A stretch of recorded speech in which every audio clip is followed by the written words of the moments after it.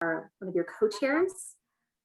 Yes, we will be recording the meeting just to make sure we capture all the notes, and we're still working on figuring out how do we make meeting recordings publicly available. So to that end, we want to have everyone just kind of introduce yourself. We'll talk a little about this later, but if you are share your name, but if you are representing an organization in relation to this work, feel free to share that. If not, just share your name and some good news that you have in your life, whether it be professional, personal, related to the work around transportation. So I'll kick it off and then turn things over to Stuart, my co-chair, and then we'll just kind of popcorn style, and I'll just track to make sure that we're capturing everybody that's joined the meeting so far. So my good news is I'm really excited. One of the things I love about summer in Colorado is yoga at Red Rocks. So I will be going tomorrow to meet a friend I have not seen in a year and a half. So I'm not looking forward to getting up that early, but I'm looking forward to yoga and just enjoying Red Rocks. All right, Stuart, what do you got? Great. Well, good morning, everyone. It's a pleasure to be here. I'm looking forward to today's meeting. Hopefully we'll be able to, by the end of this meeting, start looking at actionable items and getting this program moving forward. So I'm quite excited about that.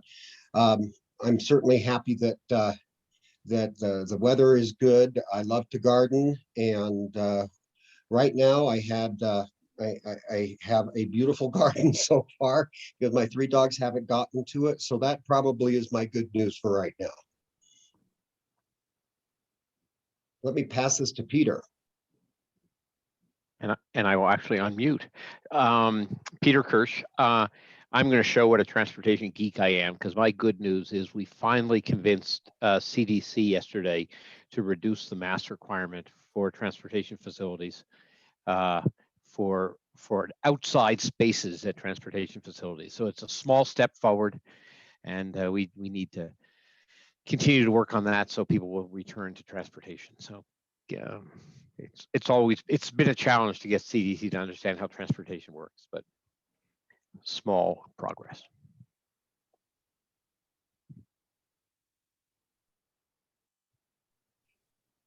Why don't we go to Joffrey? Sorry, I forgot to pass on. Thank you, Stuart. Hey, good morning, everyone.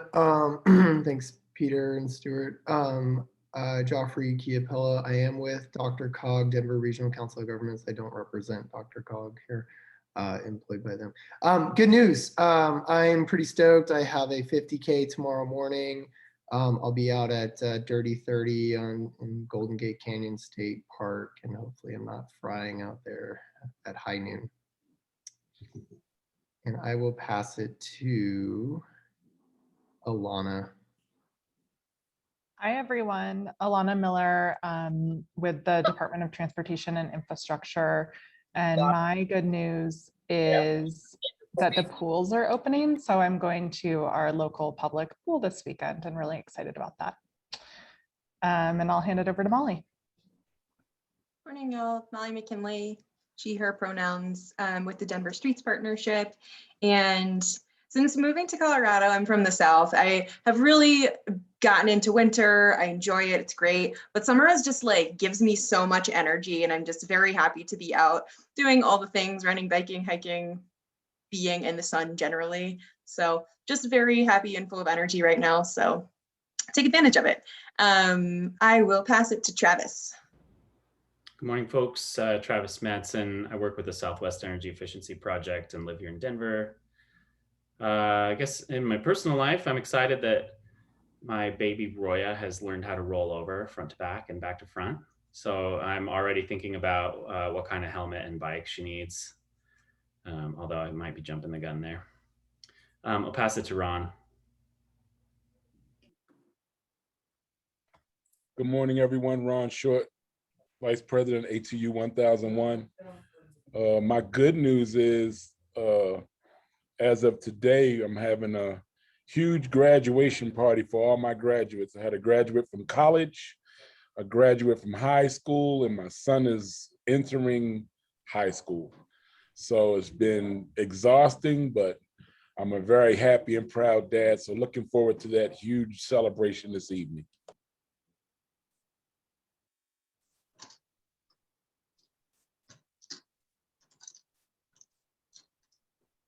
and I'll pass it to Kate Williams. Am I on? I'm on. Thanks, Ron. What am I happy about? I'm happy about this beautiful weather. Yesterday morning, I went walking and it was hot. And this morning I went out for my walk, turned around and came back and got a jacket because it was 55 degrees out. So I'm happy about the beautiful weather today. And who am I going to pass it to? I'm going to pass it to Aileen, because I haven't seen her in a long time. Yeah, we just saw each other last night in person. So Aileen McCallum, I live in Southeast Denver in District 4. I work for the Downtown Denver Partnership, but just like Joffrey, I don't represent them.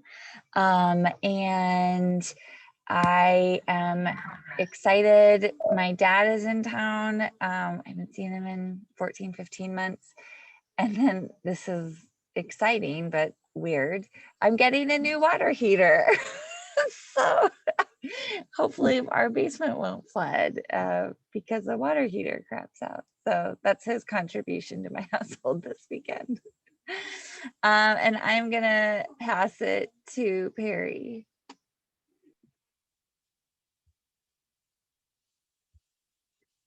You're on mute. Thanks, Aileen. Good morning, everyone. The best news really that makes my heart soar is that the Keystone XL pipeline is terminated. Amazing, amazing battle fought by so many people. But the thing that makes me personally the most joyful is that all my plants are in the ground.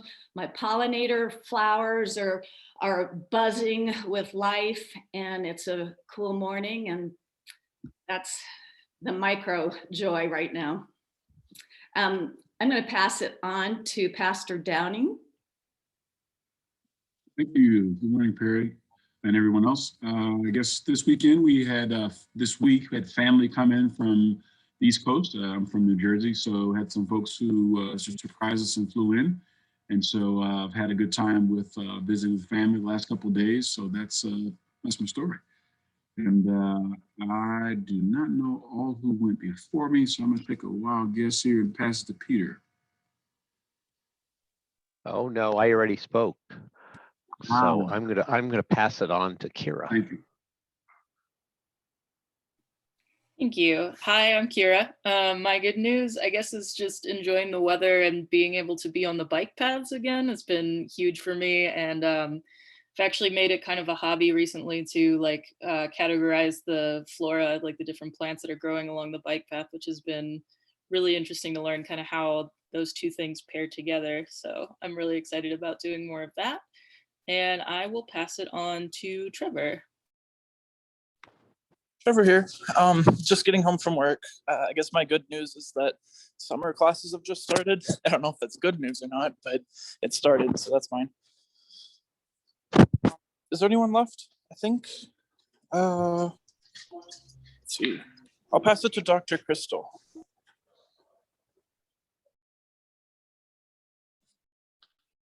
Hey y'all, Dr. Cristal Cisneros. I guess we're just sharing what we're excited about this summer. We're about 100 days from our wedding, so it has been like super fun wedding planning / bachelorette party planning / wedding shower planning. So just a lot of things that I have to look forward to. And I don't know who hasn't gone. So anyone else who hasn't gone? I can take that baton. John Hershey. I joined a little late, so I may very well be the last person. I don't know. But I'm thankful for breaking the heat. And I have a college friend coming in from the East Coast this afternoon. So excited for that. And if there's anybody else who hasn't gone, please take it from here. Hey everyone, Francesca. I also joined a few minutes late because I'm getting my solar system installed as we speak, which I'm super excited about. So that's my fun news of the day that I'll share. We'll see how the installation goes. And yeah, look forward to chatting with everyone today. Hey everyone, this is Adrian. Also sorry I joined a little bit late, got caught up in a phone call. My exciting news is that I went out with our construction team earlier this week and helped with a solar install on a house I haven't been out in many, many months. So it was actually awesome to get out of the office, out of home, get away from the computer and be with our team and enjoy the really hot, but also awesome weather right now. Thanks. And I think Shad, have you gone yet? You might be the last one.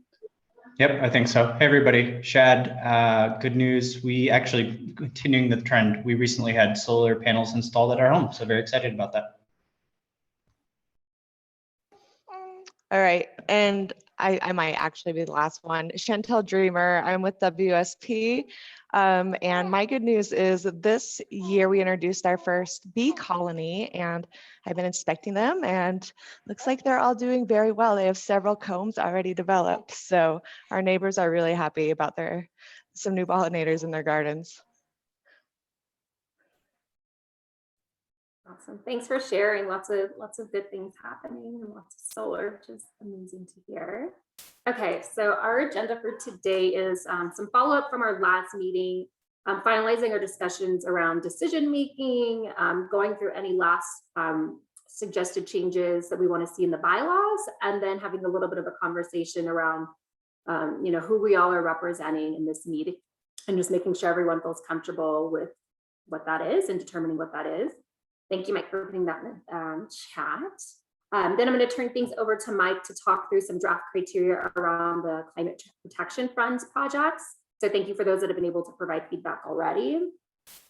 And then knowing that the task force's recommendations around transportations there's so much to it, I wanted to provide a little bit of background around how the recommendations were created, and then we're going to have some breakout discussion, have some kind of questions, I think, to guide that, but really we want to get a sense from you all how we want to utilize that framework, those recommendations, in what we will eventually be determining we want to recommend for the Sustainability Advisory Council to recommend to the CASR office too. So we'll have some small breakouts and discussions.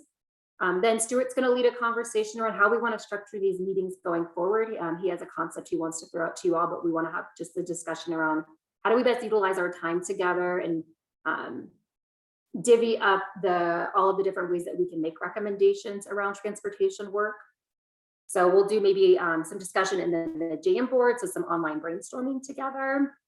And then we want to make sure we have time for updates from all that the city of Denver is doing, and then share some announcements related to this committee, but also some policies that are being considered at the state level as well. So everyone is aware and can engage, as they see fit. So that's our agenda for today. A lot on deck, but I think we can get through it in an engaging way. So if there's anything you all would like to add, feel free to throw that in the chat, but we'll get things going. So first up, follow up from our May meeting. The first big piece is around the decision-making framework. Thank you, Alana. So one last ask for anyone who'd like to take notes. This is a kind of a role we hope that everyone can take on at each of the meetings. So I'll pause and see if anyone would like to take notes. Okay, Naomi, I'm doing it. I said I hate it. I will do it one time, but I will do it today. Okay, thank you, Kate. Kate will do that. And then Shad, I saw your hand up, so I might put you on deck for the next meeting, if that is okay. Sounds good. I can be third. Okay, thank you, Godfrey. Okay, great, we've got almost the whole summer. Okay, and then Trevor, I see your comment. Did we finalize the meeting time? So as of right now, we're looking at the second Friday of each month from 9 to 11. That seems to work with most everyone. Has there been any changes with anyone's availability around that as a standing meeting time going forward?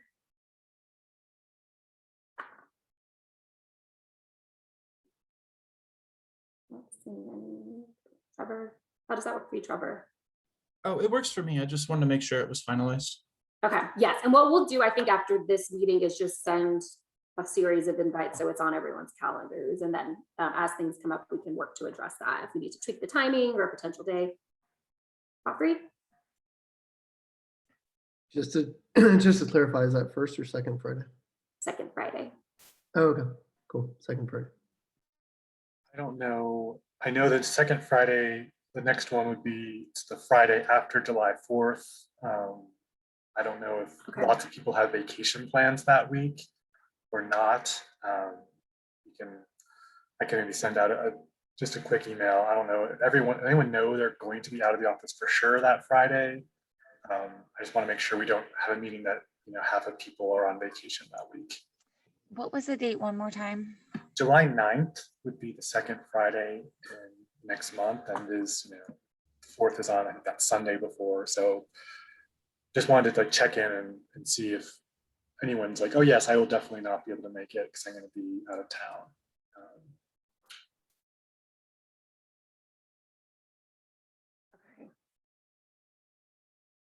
Getting a few comments in the chat. If anyone else,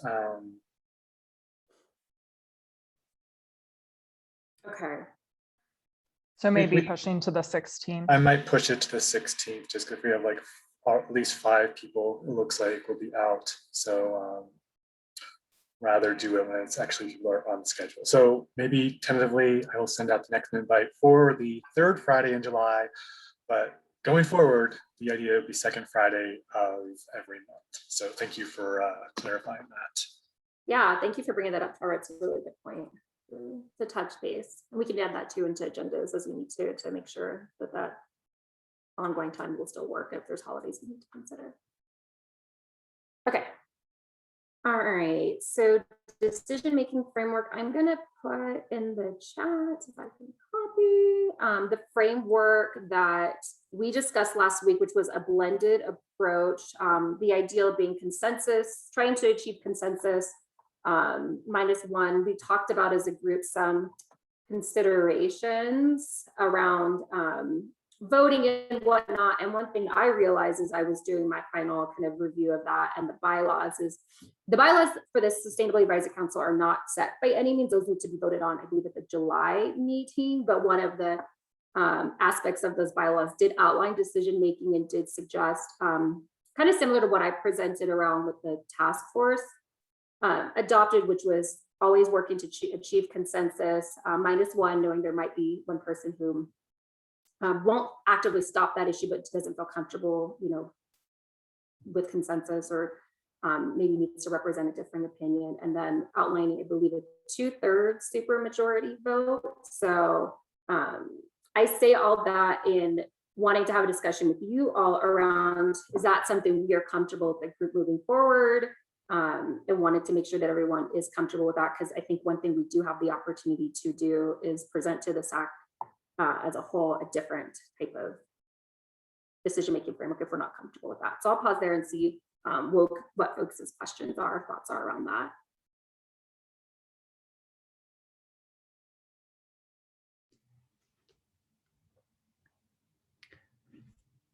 There's another element to this where whatever the vote count is, we report that up to the full advisory committee, correct? Yes. Okay. That was something that I think that was proposed, but nothing has been decided on. I think the hope is with this, in this point of the meeting, we can decide if that's something we think needs to be done.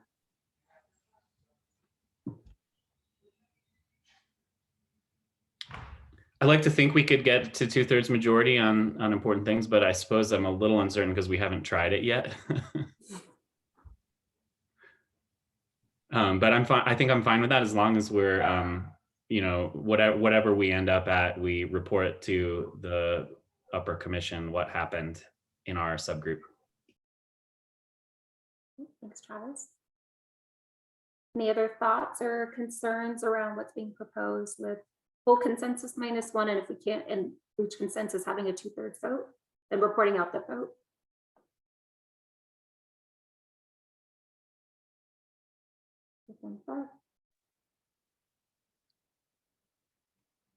Coffee, go ahead. Is it 2/3 of attendees or 2/3 of the 20? My understanding is that I think it's 2/3 of the attendees, and there does need to be a quorum if there is ever a vote, and quorum is 50% of the members in good standing. Mike, do you have any other sense or view anything otherwise? I'm just going off of what's in the draft bylaws. No, that's as much as I know, Naomi. I think that that's reasonable to prevent unintentional deadlock. If there's a chunk of folks who are absent, I think it doesn't make sense to count them in the 2/3 threshold requirement.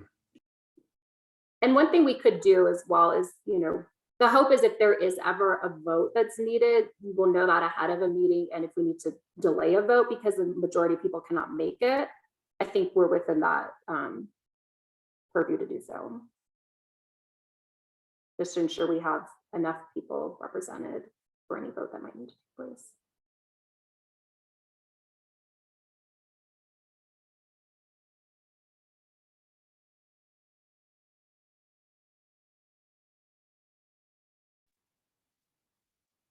Carrie, your mic's off. I'm like trying to look and see if people want to speak up. Are you going to say anything? Well, I think that makes sense to me, that we only count the people who show up. And if it's really important to them, they will show up.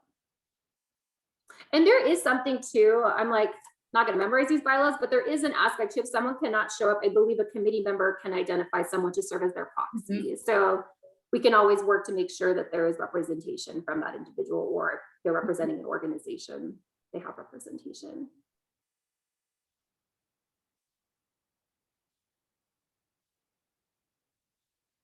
Anything else? Chantal, were you going to say something? I thought I might say. Okay. Was there anything about proxies in the bylaws? I don't think I saw that. Yes, it is on, I'll put the bylaws in the chat too. It's on page 9 and it says committee members may identify one person to serve as their proxy in the event they are unable to attend a meeting. Committee members may be represented by proxy for no more than 2 meetings in a calendar year.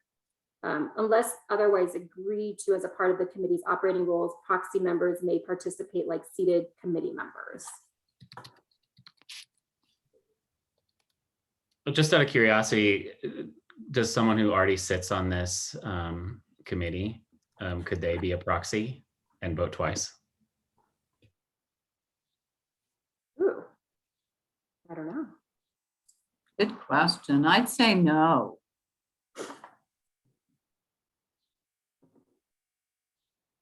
Yeah, I could see that making it tricky unless, I don't know, there was like a circumstance where that was the only option. Maybe we could ask that question. Part of me is thinking it would be efficient time-wise because I'll get to know you all and what you think. And if I want one of you to represent me, I'll be confident that you will do that if I ever need a proxy. I'm just thinking out loud. Yeah, that's actually pretty common, frankly, better, I think, than having a third party who comes in and doesn't know anybody and says, I don't know who you are, what you're doing, but I vote yes. Yeah, thank you for bringing that up, Peter. I recall, if I'm recalling correctly, within the task force, if someone was ever to serve as a proxy, there was a requirement that they had to attend the meeting prior for that reason, just so they're not coming in without context or a sense of what's going on within the meeting.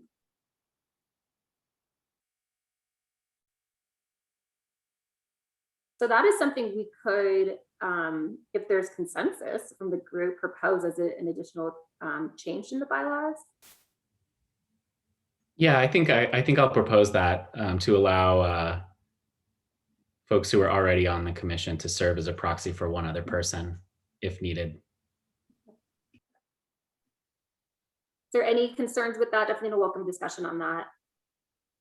I don't have necessarily a concern, just more of a clarifying, I don't know, recommendation maybe to set some criteria where if you're voting for proxy for someone who's on the committee, that you want to make sure that you represent their views. So it's not, you're not voting twice, kind of assuming like, oh, Travis, I think Travis would like this, so I'm going to vote yes twice on it. But I think there has to be some sort of criteria that you've talked to Travis ahead of time to confirm that the vote you're making actually represents his views.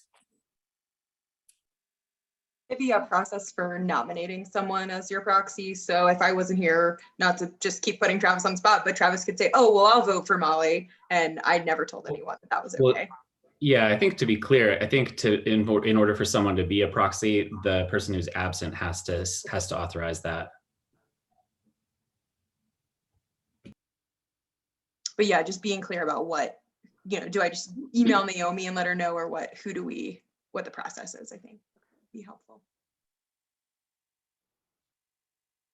Okay, and Godfrey has a good point too around clarifying this for you're serving as a proxy for one and not multiple. Okay. That works.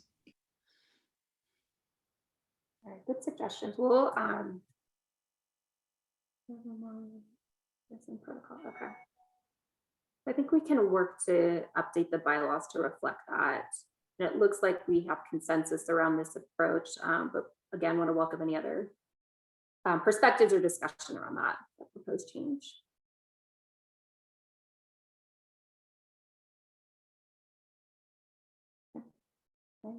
Seeing none. Okay, great. So that's it. How much is it? Oh, advance notice 24 hours.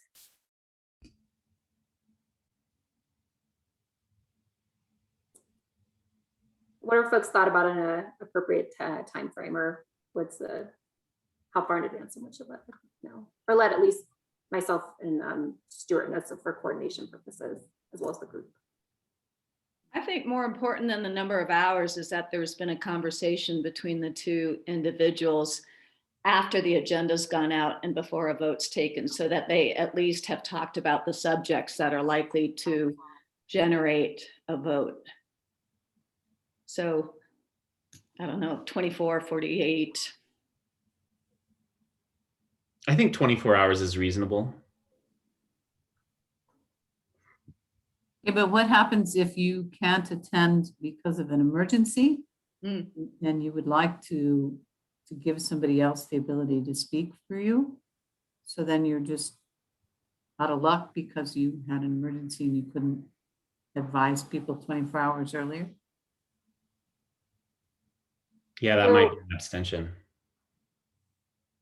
Looking back at the bylaws, it says as proposed, it says in rare situations such as during a natural disaster or when a majority of the committee determines, or majority of the committee determined that voting on a matter is so urgent it cannot wait until the next regularly scheduled meeting, votes being taken electronically. Okay, that doesn't answer the question. I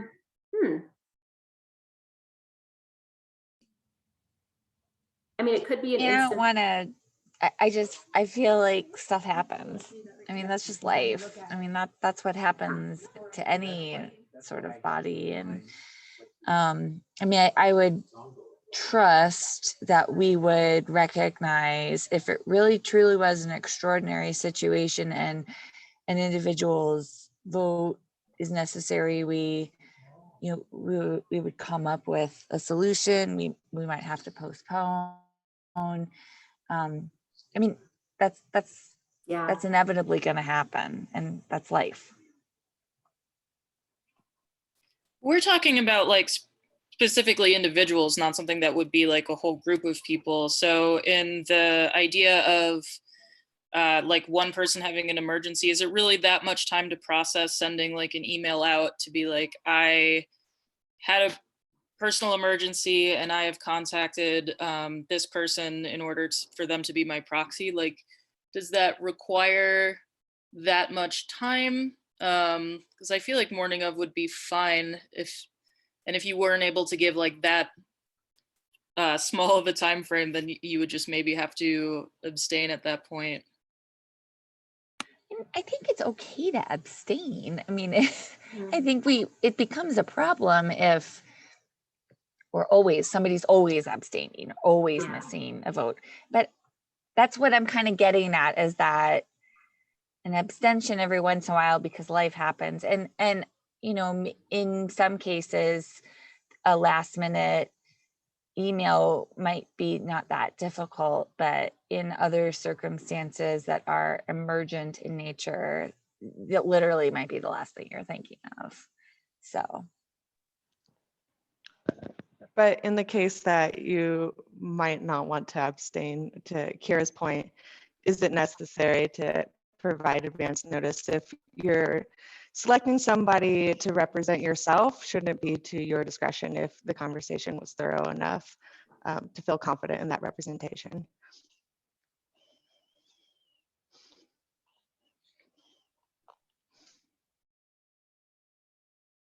Any other thoughts?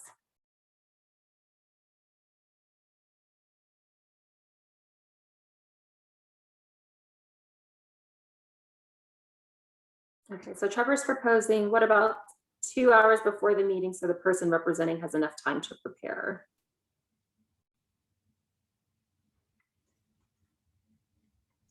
I think it's fine as long as it's clear what the rules are. So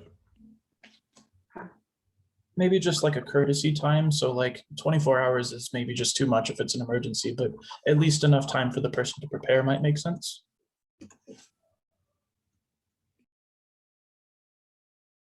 Enough time to prepare to the extent possible, again, if like an emergency comes up.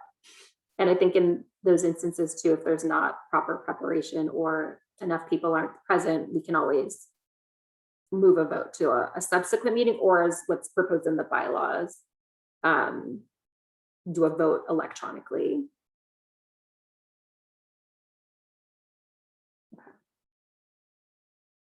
We had a lot of suggestions. Kate, thank you for taking notes, and we have the recording too. So what we can do is maybe just work to clean up that particular section, put that out to the group again, just make sure we've captured everything accurately.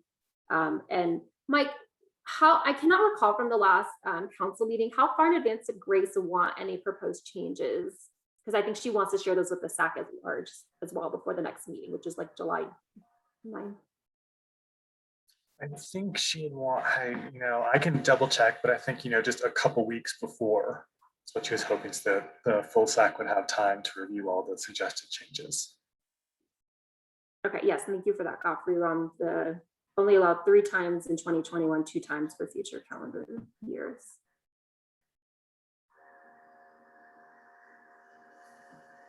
All right, I think we have a good sense of that aspect of the bylaws. There's been a lot of, thank you for those that have been able to provide comments and suggested changes. I'm trying to think of the best way to finalize what we want to put forward. Is there anything that folks that had a chance to review want to call out for discussion in relation to proposed changes with regards to the purview of this committee, as well as the operations as a whole? Maybe that might be better than going through every comment. And hopefully folks have had a chance to even just kind of scan through the comments and suggested changes.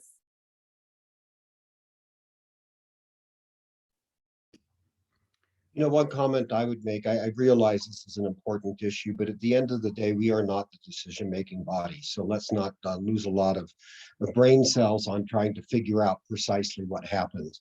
We're making recommendations essentially, and they could be ignored altogether by staff. So let's keep this in perspective. Thank you, Stuart. I won't ignore them entirely, Stuart. I can't. I baited you on Mike that and a lot of comment. our champions. And I do think so. That's a really just, the nature of our group is we are recommending what we want the council to recommend to CASERS. So, but I think because of the expertise and the passion and the thoughtfulness that we will all go through, I don't think that will be not taken into consideration. So I just want people to keep that in mind as well. Like, our group was picked for a reason, and the expertise and will come forward in those recommendations that we will bring up to the council and ultimately the CASER. So. And again, I think I mentioned this in the last meeting, if there's something this group wants to advance, you can advance it to me. There is a process where it goes up to the full SAC, full committee, but there's something you vote on and you want the staff to start looking into, I can take that guidance. Doesn't have to always be run up through the full committee. So, I'm here to be responsive to what you all are interested in us exploring. So every single thing you want to explore doesn't have to go up to the full committee before I start looking into it or Alana starts looking into it.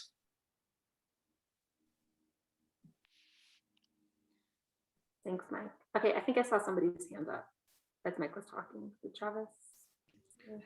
Somebody else? I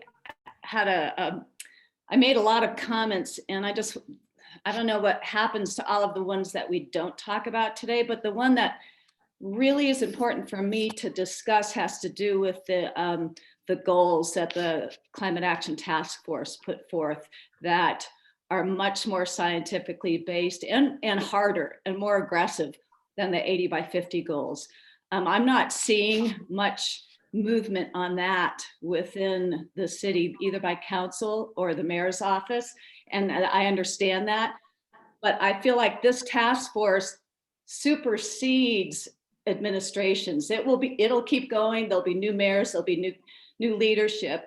And I'd like to see the SAC and our committee be able to push in a direction that we think is important. And I think one of those directions is in more aggressive goals on climate, greenhouse gas emissions reductions. And along those lines, there are also some excellent goals for transportation in the task force recommendations that I've never seen exist anywhere. And I feel like I'd like to see this group consider them and potentially push for a formal adoption of them. I wholeheartedly agree with you, Terry. I think that's very core to what we're doing. Part of that might be part of our discussion on the criteria.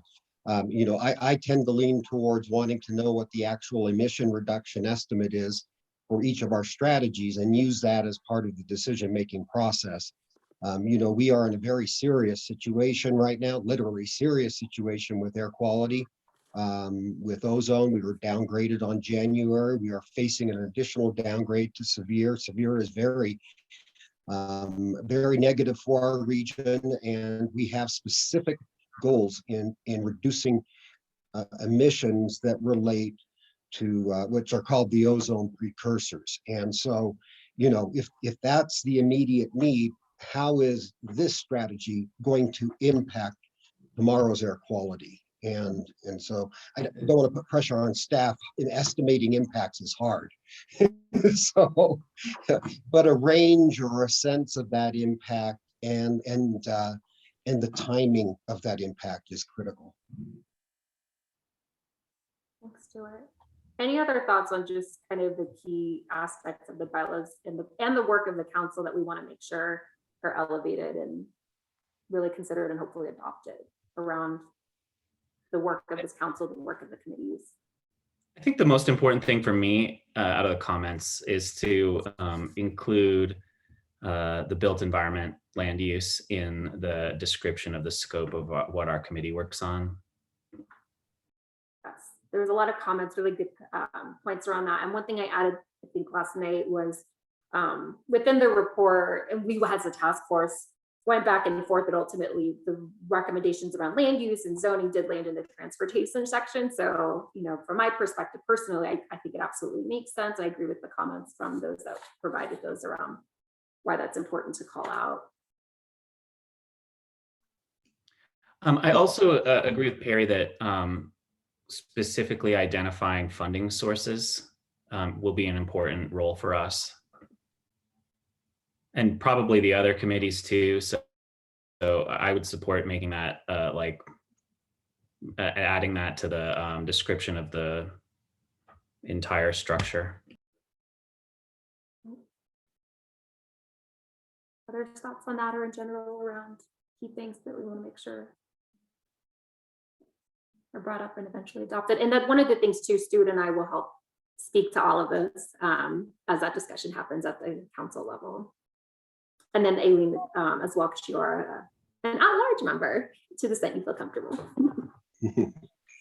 I mean, the other angle to that might be, it really depends on what happens at the federal level, but there could be a bunch of new, like American Jobs Plan money coming into the city, if Congress can figure out how to unlock that. So I'm not sure to what extent we'd be providing the city advice on what to do with the big influx of money on top of 2A, but that might be something we would be well suited to do. Let me just add, and this is probably more for future discussion, the new Federal Transportation Act, Invest in America, the redraft came out on Monday, and it is packed full of sustainable transportation elements within it. hugely. And I was adding up the totals, and it's billions of dollars that are going to start trickling down that we've never seen before. Some come with matching requirements, some don't. And, we will ultimately be looking at how do we leverage our limited funds. So, could the funding from the city cover the match such that we could secure federal funds to do a much larger effort? And if anybody's interested in seeing where it's called out in Invest America, I'd be happy to send that your way. But I was jumping for joy on Monday. So it's great news if you're an environmentalist. Stuart, do you mind? I got a copy from a colleague as well. Let's maybe create a folder on the drive, and we'll talk about it too. We've got the Slack set up, and we'll be sending that out to everybody shortly. But we'll make sure that we add that as a space or into our resources that the group will. Absolutely. Thank you. Stuart, I'd be really interested in hearing that, and it relates to me to the. I'm remembering the ARRA Act in 2008, and Denver was in line for lots of money if a project was shovel ready. Bike sharing happened to be shovel ready, and we got a lot of money from that. It was, and we had just, it was miraculous. But to the degree that this group can help the city or help staff or whatever identify or promote getting to shovel ready so that when these opportunities arise, we can just put them in the queue. I don't know. Absolutely. I might be jumping ahead in the agenda here, but I think to that point, the other document about the criteria for how we identify what projects to prioritize, I think we need to try to align that as best we can with the criteria that may come from some sort of federal stimulus package, so that when that money shows up, we're ready with a list of the things that best fulfill the goals that we have as a city and align with the requirements that may be included in the legislation. I guess since the legislation isn't passed yet, we're not going to be able to be totally firm on what that is right now, but Stuart may be looking through the bill to see what specific guidance it has on how to measure the impacts of projects and prioritize them would be a helpful thing for us to do. Absolutely. Just two quick comments on that. CDOT has done an incredible job positioning our state to receive these funds. I would say we're about 90% in alignment with what will be the federal policy. Invest in America is far enough along in the process that we're seeing bipartisan support for many of these elements that might have been at risk. So I'm really thinking that we're going to see a positive outcome. And I do have to give some credit for any of you who follow the federal politics. Senator Duckworth stepped up, and she is the champion in the Senate right now for so many of these sustainable transportation initiatives. She's my favorite elected official right now. So anyway, there's good news coming down the pike. And like the state, we need to align ourselves and ensure, perhaps through our criteria, that where we leverage funds, that might be an element in our criteria. So if we can turn $1 into $5, that might then again, help us with our decision making. But again, this is pretty deep stuff that we'll touch on in the future, not today. Thanks, Stuart. I'm just going to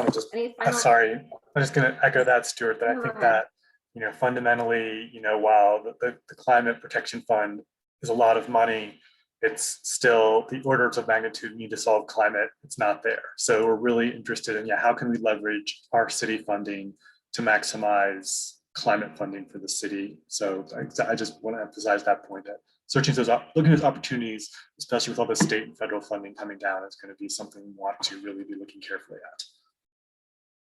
Absolutely. Thank you, Mike.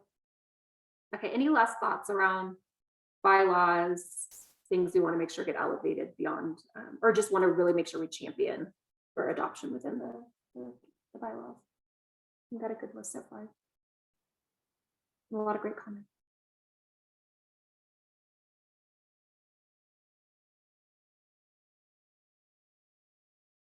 Okay, all right. I think we'll be good there. So what we'll do as a next step is work to make those additions, address those comments, and a clean version to everyone as an FYI, and then we'll send that to Grace for her to share with the Sustainability Advisory Council ahead of the July meeting. And, you know, just to make sure that there's understanding, probably we'll offer if anyone wants to meet to talk about those ahead of the meeting, just so they have a good understanding where those come from, because I think we have a lot of really great suggestions. So thank you all for your time and reviewing and contributing. Okay. Wanted to carve out some time briefly before I turn things over to Mike to talk through that draft criteria, but wanted to just circle back on the discussion around who we all are representing when we come to this meeting, especially if we do get into a situation where we are voting. And, you know, I went through the bylaws, I went through the ethics policy, we had a lot of great discussion on where to look to see where that guidance is. And so some of the key things that I found was, you know, within the bylaws, it does outline, you know, the committees do have certain percentages of who they'll representation. So a big chunk is, you know, looking around the diversity piece, but also in different, you know, communities, but also, you know, those with experience in this sector, those with environmental interests, business interests, and workforce interests. And, you know, I looked back too, and I'm going to put it in the chat too. It's been a while since we all applied to serve, but, you know, the key questions that did come up in the application didn't say, you know, who are you representing, but more, you know, how will you get feedback from the community you represent? So yes, you're representing an entity, but, you know, how will you engage those stakeholders that bring those perspectives that are kind of outlined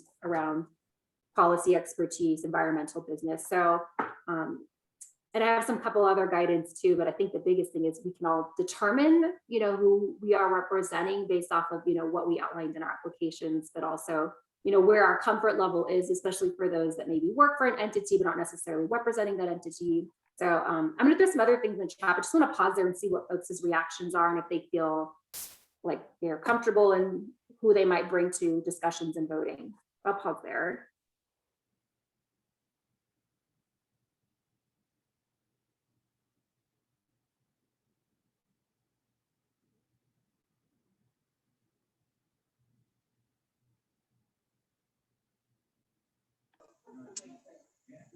I have to go in a couple minutes, but I feel seen with this comment, so I feel like I should maybe say something really quick before I hop off. I have had some of this conversation with my employer, and I have made it clear.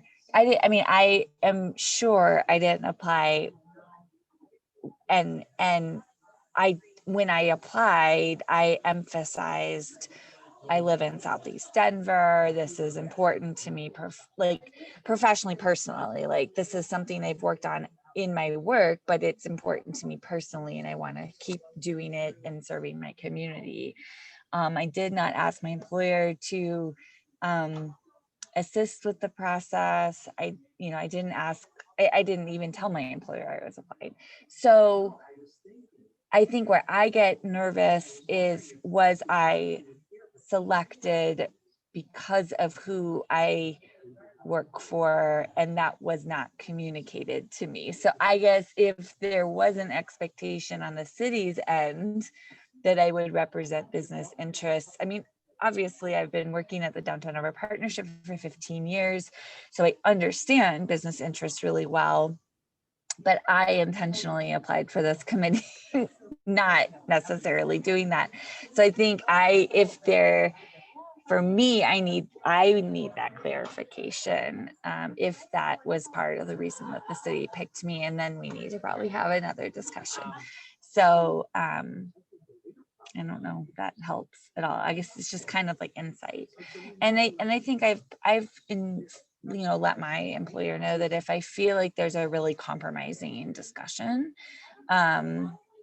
we'll discuss on a one-off basis how to handle that.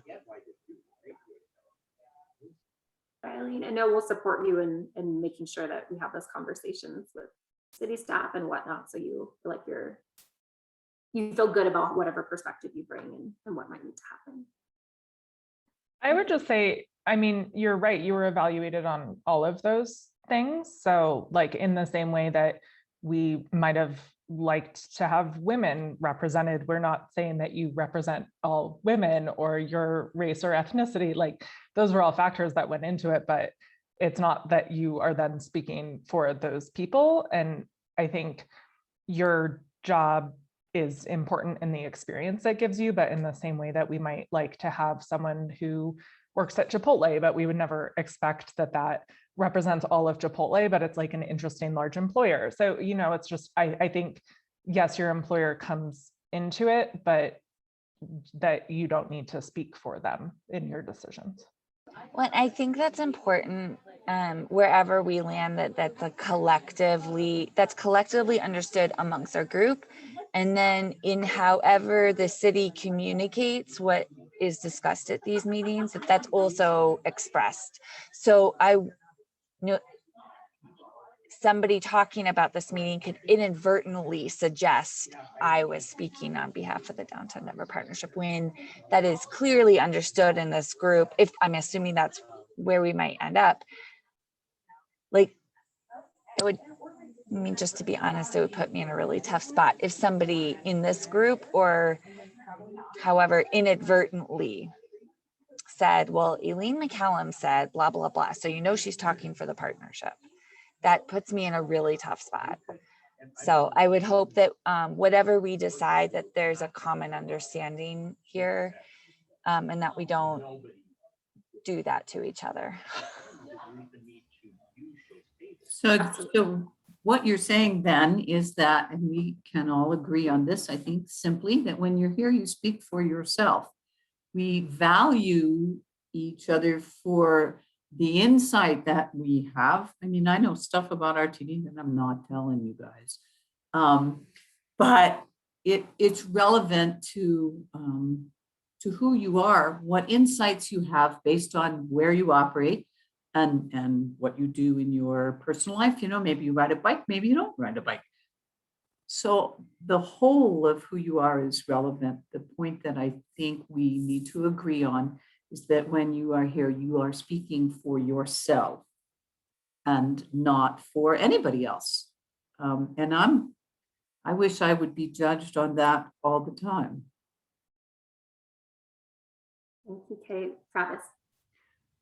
I don't know if we've talked about this in here before, but maybe what we need to do is just agree to adopt Chatham House rules where if we're talking about what happens in this meeting, outside of the meeting, we don't put names to what people said unless they have given us permission. And actually, Travis, thank you for that, because that is in the draft bylaws. So, and I'm putting this in the chat as well for those that might not be familiar, but Stuart pretty much outlined it. You know, we don't speak for other people outside of this space to just give more context of what's discussed, but we never want to associate something, a position or whatnot, with an individual and put them in a place where they're uncomfortable or we're speaking out of turn. So my hope is too, that is something that everyone feels comfortable with, but that's in the draft bylaws as well around, and this is specific to meeting norms. There is a piece too where this committee is authorized to set our own meeting norms. And then this, obviously, as it's stated, this concept is proven to be effective. So I have a comment that's not related to a change in the bylaws or a suggested change, but that I agree with everything said so far. I also think there's a lot of information and power in the organizations that are represented in this group, and where we are really transparent about it, there's a lot of value to going back to them and getting their input. And then presenting that input as the input from that group. So I wouldn't want us to never tap into that wealth of knowledge and influence.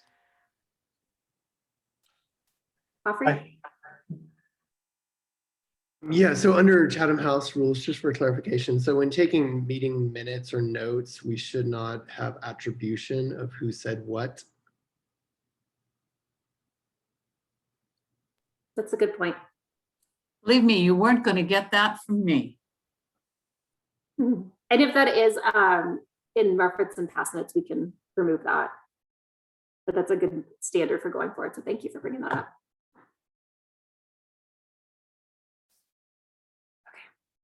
Anything else related to this concept of what we're meeting, this particular meeting norm, and what perspective we bring to this conversation now and going forward?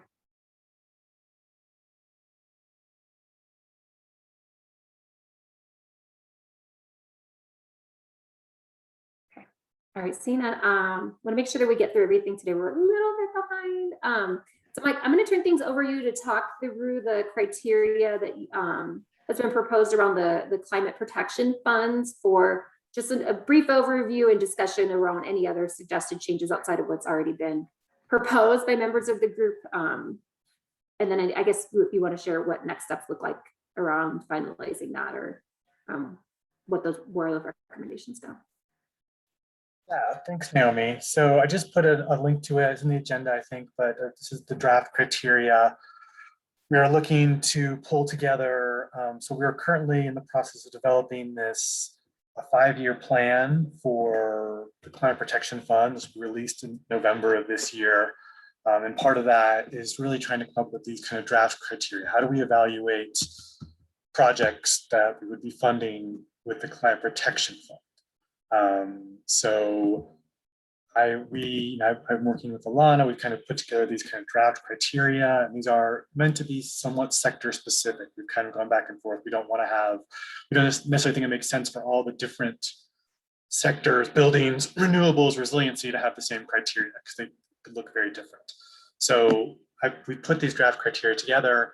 Would love to, this group is, I think, really appreciate your input, insights. How do we develop criteria that are going to work? They're going to be manageable.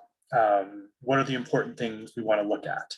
So, Travis was just talking about, aligning with state and federal funding. That's a great idea to think about how we should be thinking about these criteria. I do appreciate, I know some of you did make some comments already, so I appreciate those. I did reply to some of those, but really there is kind of, the main, fundamentally it is the Climate Protection Fund. So, we are looking as if you want to say a primary criteria, a project really needs to be reducing greenhouse gases in some way, shape, or form. If we can't make a case for doing that, it's probably doesn't make sense to fund with the Climate Protection Fund. There are a lot of other pieces in the language that created the fund. Equity is a big component, clean air, resiliency. Let's see. I've just seen Trevor saying, is anyone else having trouble? I can maybe share my screen and pull it up if people are having trouble accessing the online document. Let's see if I can do this.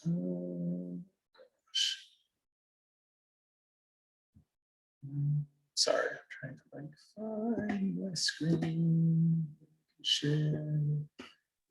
So anyway, there's, I started making comments in there, but yeah, really wanted to.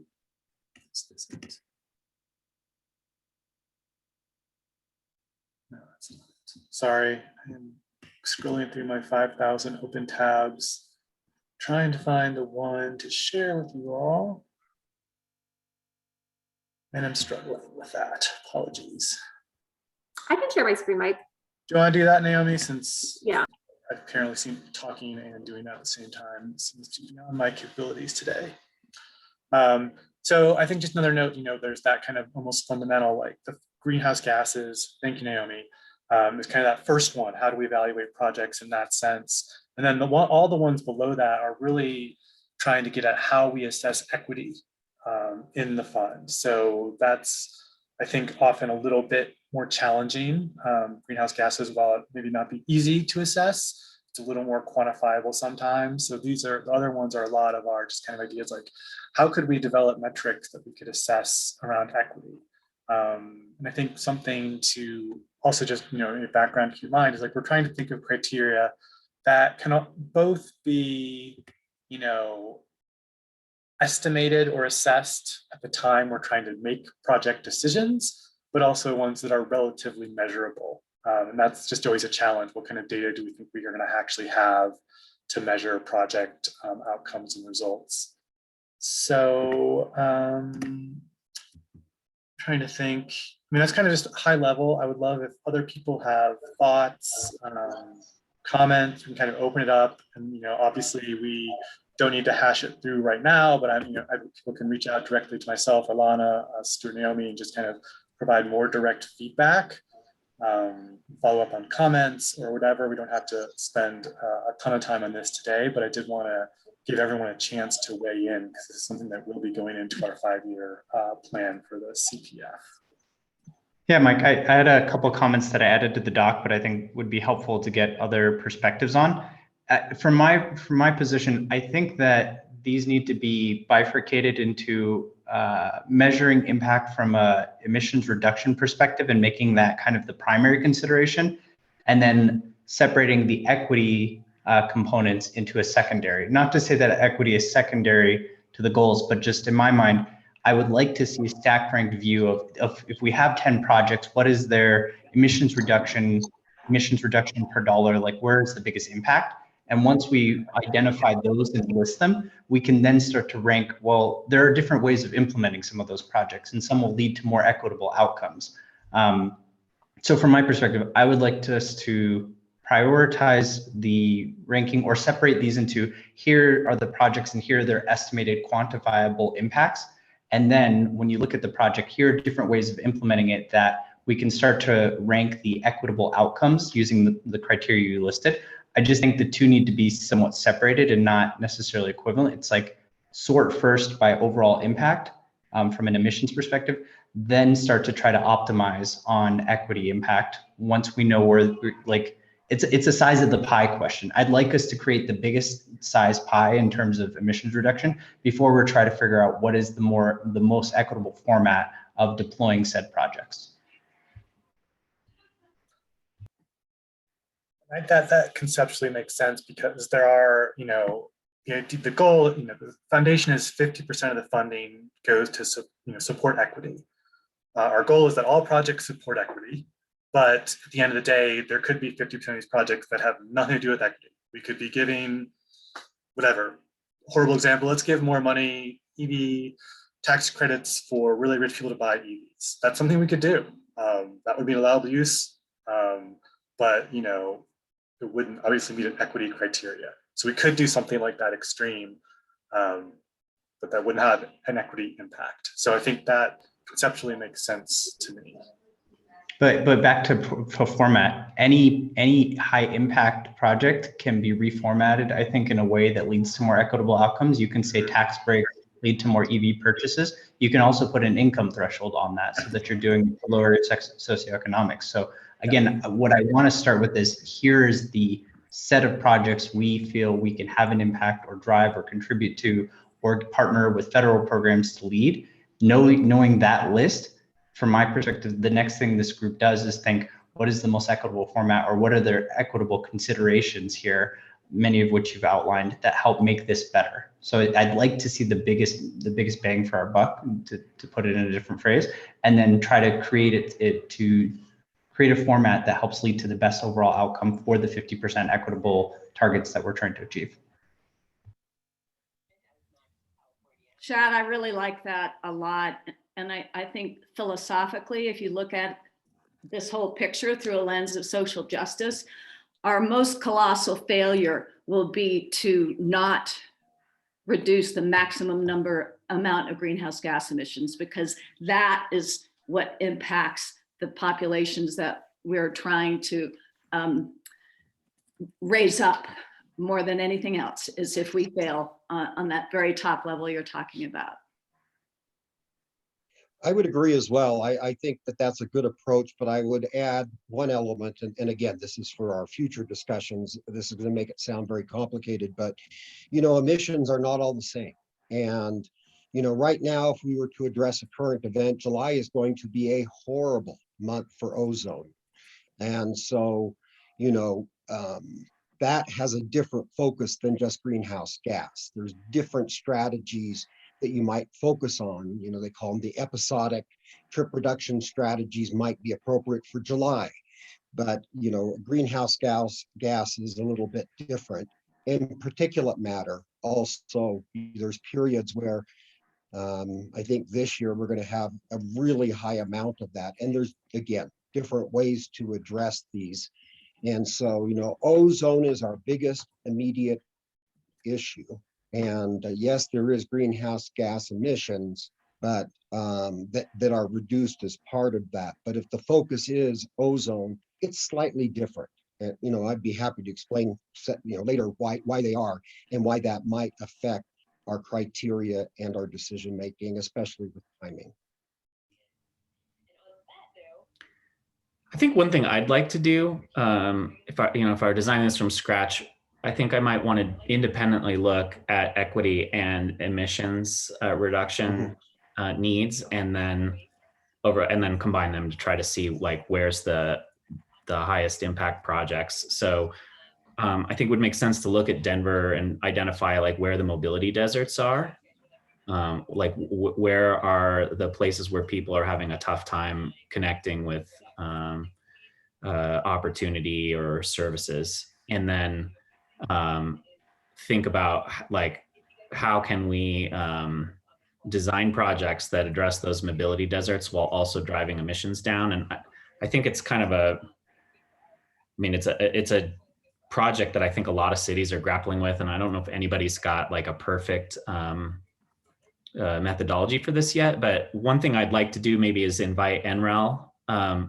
NREL's got this tool called the Mobility Energy Productivity Metric, which is a quantitative way to measure. You could measure both access to opportunity as well as transportation emissions in a quantitative way, looking at the whole city of Denver. I don't know if they'd be willing to help us, but it would be really cool if they could run Denver through that tool and help us identify places to focus on. So maybe for a future meeting, we could invite those researchers to come talk to us and see if there's a way that we might be able to work together. Could you say the name of that tool again? I pasted the link to it in the bottom of the document here, but it's called the Mobility Energy Productivity Metric. And we could decide what to measure based on the criteria that are listed here, but it would be a quantitative way to find places where it would make sense for us to focus either on emissions reduction or on equity or on both at the same time.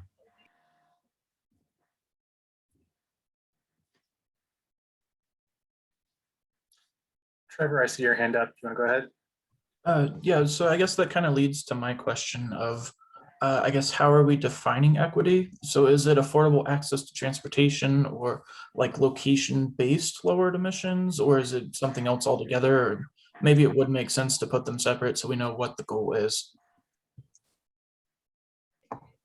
And then I guess that's kind of a question, have we officially defined like what the goal of equity is?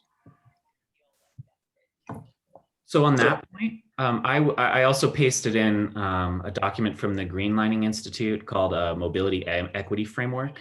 I would suggest that we adopt the definition of equity from that document, which includes like 10 different things. But I pasted the link into the bottom of this document here. Yeah, I definitely think going off of definitions would be a lot easier than, I guess, abstract ideas, if that makes sense. So then it could be quantifiable instead of, I guess, qualifiable.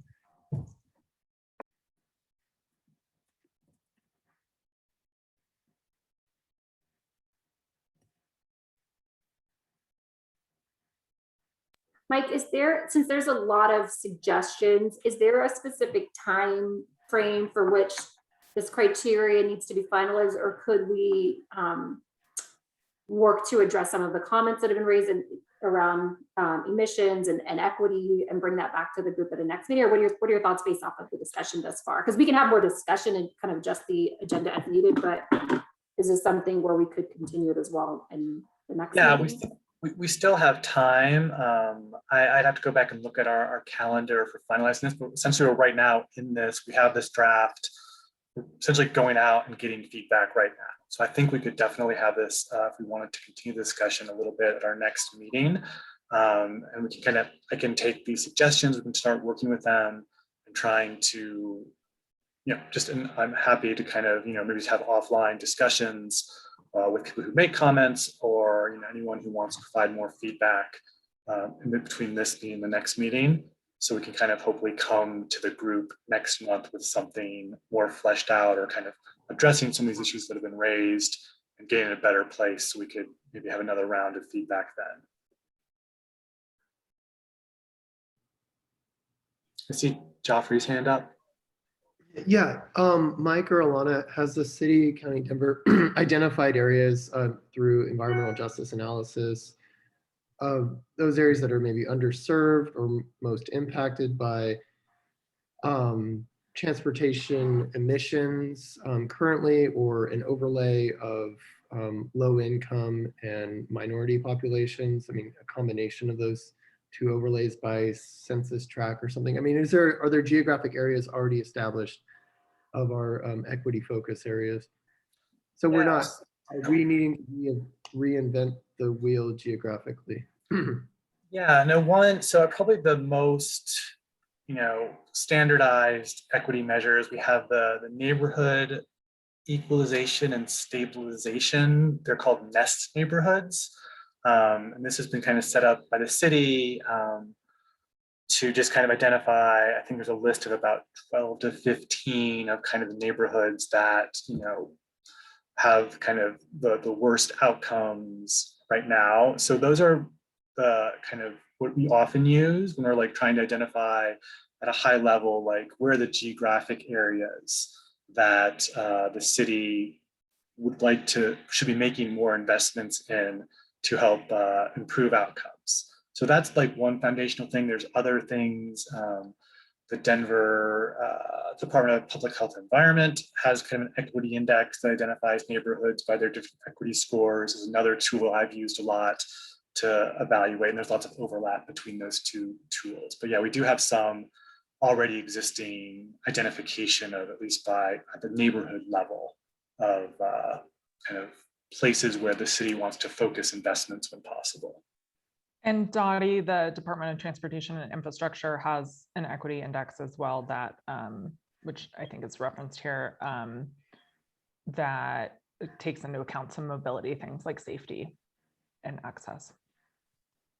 I think it would be great to get like an overview of some of those plans. I was just poking around and am stunned by the amount of information that's been generated over the past, not even like 5 years, in terms of where do immigrants live, ethnicity, children in poverty.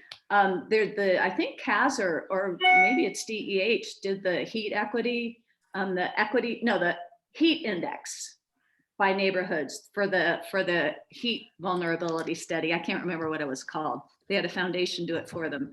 But that's another really interesting one. There's a lot of really good information that can help us understand our city better. I applaud all of these tools, but at the end of the day, we're going to have to make certain decisions around where a strategy can work and be effective. So, if I were to say off the top of my head right now, Globeville is going to have the worst particulate matter this summer than any other neighborhood in Denver. And that's partly due to the construction, but it's also to do with other factors that relate to that. But it's also a bit of a desert from a mobility perspective. And so as we look at this from a dual perspective, where are those areas that lack options for getting around in environmentally sustainable ways? Where are those areas that are experiencing the impact of certain pollutants more so than other areas? And I mean, I don't want to there's not going to be a clear black and white line between these things, but between all of these tools and our local knowledge and experience and our review of available strategies, we should hopefully be able to figure out places and projects that make sense.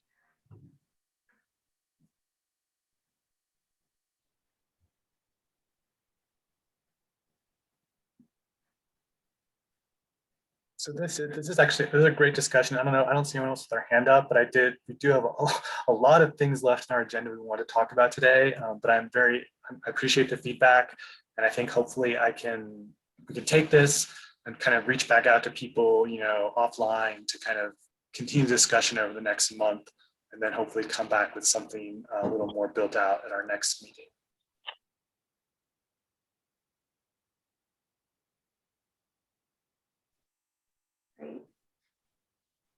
Thank you, Mike. Okay, one thing I'm gonna throw out to the group. Okay, stop share.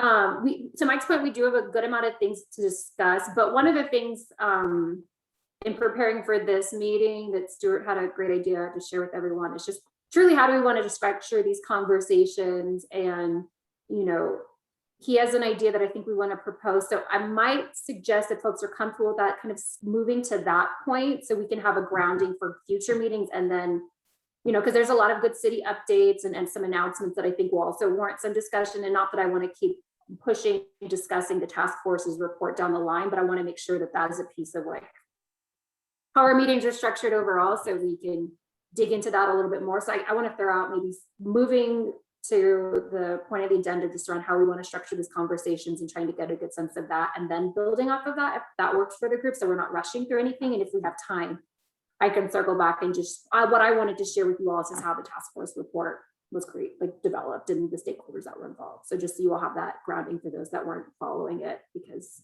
probably you got other things going on in your life. So how does that seem to folks? So that works, so we're not rushing through things and can have the discussion that a lot of these issues warrant. Okay, thumbs, no head shaking that I can see. Okay, Stuart, I'm going to turn it over to you, but I might put up a jam board that we can all brainstorm off of just to keep it engaging. So I'm going to kick it over to you to kind of share what you were thinking, and I'll set that up as well. Great. I'm going to present an approach just as one of 20 on this committee. I'm not assuming this is going to be the end result, but I'm going to tell you how I might tackle it, and that might stimulate a little bit of this discussion. First, I'm very concerned about our short-term impacts. There is a lot that has to be done really quickly, largely because we're going to be downgraded to severe. Also because we're going to have one of the worst, nastiest summers from an air quality perspective that we've ever seen.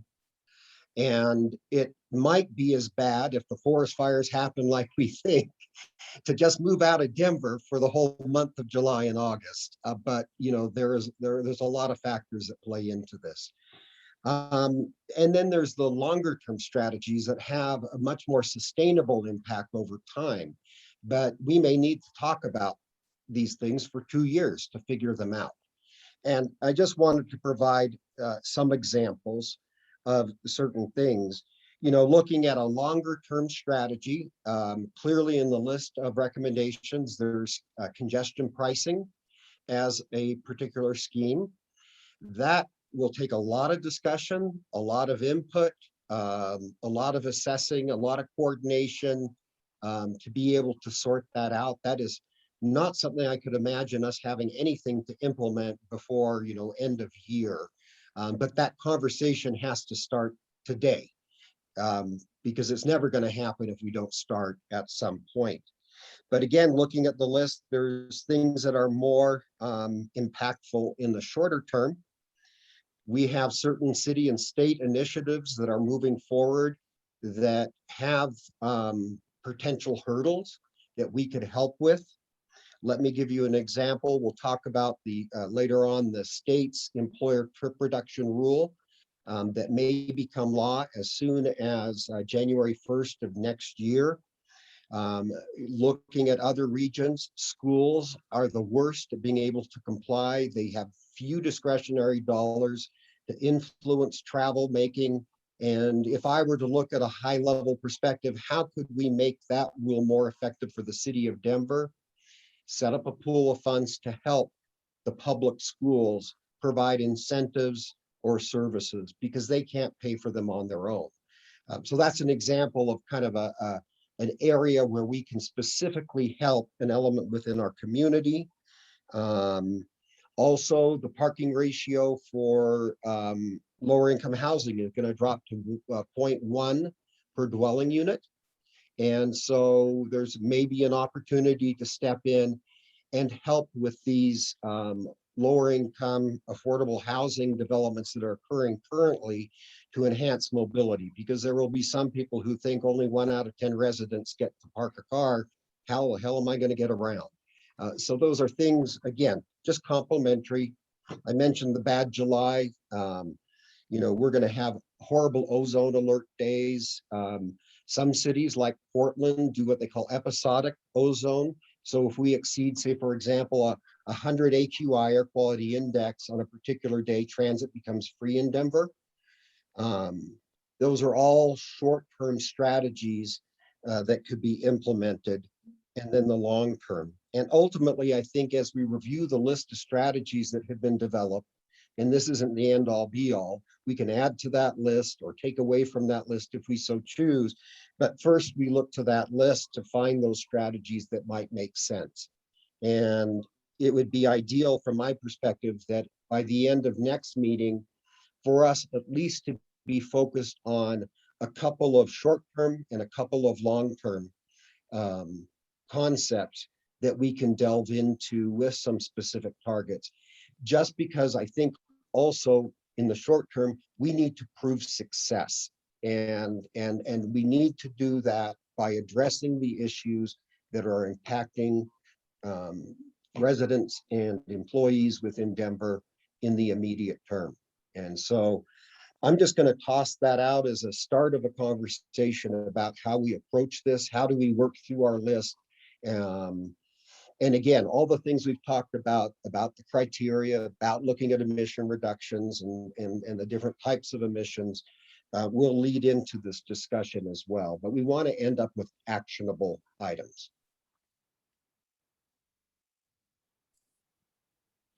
Kate, go ahead.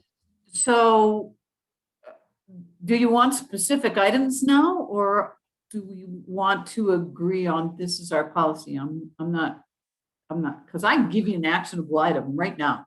Yeah, really it's more of a process element, because after me, Naomi's going to go through the list of various items. But, as we review this list, it's going to overwhelm all of us. And we're going to kind of think, how do we prioritize? How do we pick out strategies that will work? And partly what I'm underscoring here is that I think we have both a short-term and a long-term focus that we need to bring into that discussion. Because, for example, if we never start talking about congestion pricing, 2 years from now, it won't happen. But if we start talking now, it might happen. Molly? So this is my thinking around this is similar to yours, Stuart, and I kind of jotted this down as I was reviewing the recommendations this morning. But I broke my notes out into opportunities to support efforts that others are already leading, and into that category fell some of the things like opportunities with the state transportation funding bill and other federal opportunities. But how can we support things that are already happening and just put our weight behind that? And leverage that momentum. And then thinking about things we can fund in the short term, things we can fund in the long term, and what are the policy changes that we should be doing and how do we prioritize them, the things that we can make happen. Great. For Naomi, I can also jot those in the chat. Yeah, and I was going to say super quickly. No, you're good. I mean, our thought with kind of using this as a brainstorm is just people can share reactions, but verbally, but also ideas around like what are the key things if this framework works that we want to ensure is covered in and I can put in like current efforts, and then people list those ideas short term and long term, but just want to have a space too where people have brought ideas in reaction to what Stuart proposed around how we structure our discussions and decision making going forward. So I just want to put that context out as well for those that maybe don't want to speak up in a one-on-one basis.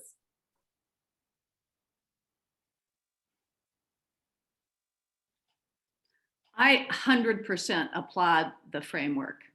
I really sense the urgency that drives it, and that's inspiring to me.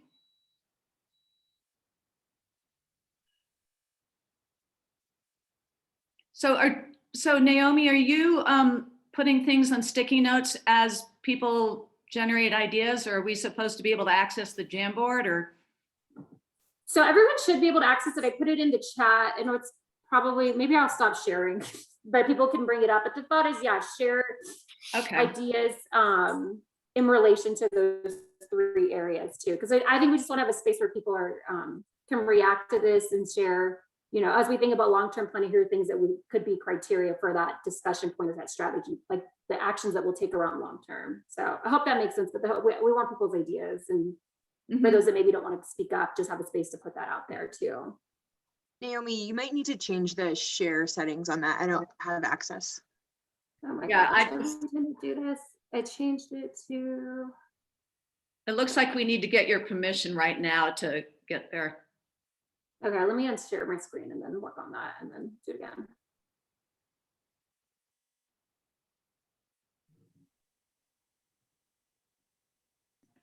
Joffrey, you have your hand up. Do you want to go ahead and share while we're trying to figure out Jamboard logistics? Yeah, sure. Naomi, just to put one more thing on it, could you copy and paste that link into the agenda doc? I'm awkwardly on 2 different computers. Yeah. I'll do that, Naomi. Oh, thank you. Thanks. Sorry to be annoying.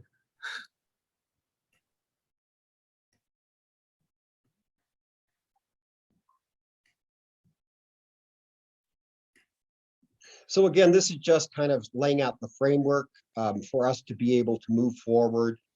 Is there anybody that disagrees with both looking at short-term need and, you know, long-term planning so that we don't exclude strategies as we review this list? So we're not looking for things yet, but when you get into this list, we want you to have something in your mind like that needs to happen soon, or that we need to start talking about today, or that can't happen until blah, blah, blah.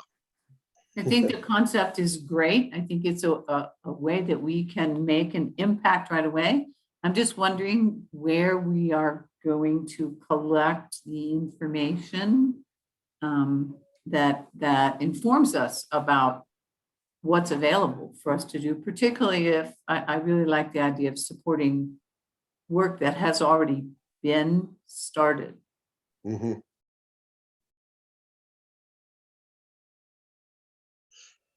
Let me bounce an idea off Kate since she's talking. Is there something that, you know, RTD has many challenges today, getting people back on the bus. And that's important for us here in Denver, that people get back on the bus and back on the train.